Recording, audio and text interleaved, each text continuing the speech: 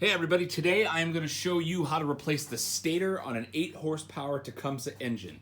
The stator is the guy that sends power to this little wire coming off the side of your engine right next to your starter. Let's go in 3, 2, 1.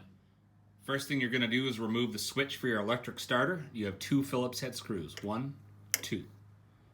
Okay, after that's removed, you want to remove your side cover. On this one, there was a bolt here, and then you got one over here, and you got one over here. Okay, next you're going to remove your throttle housing because it is attached to this part of your engine cover.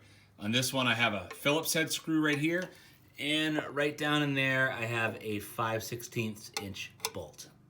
Okay, next you're going to remove this back engine cover. You have a 1/2 inch bolt right here, another one right here, you have one down here, and you have one just like this on the opposite side of the cover.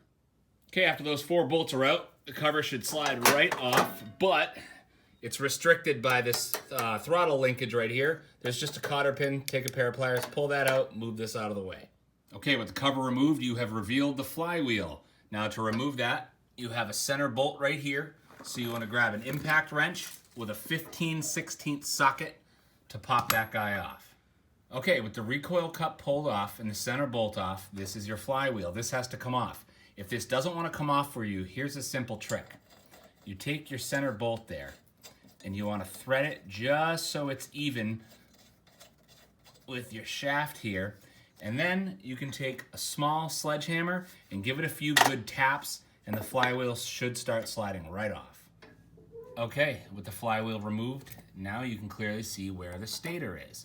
This one has a single bolt. It's a 3/8 socket to remove. So you just go ahead and pull that off, and this thing should pop right out.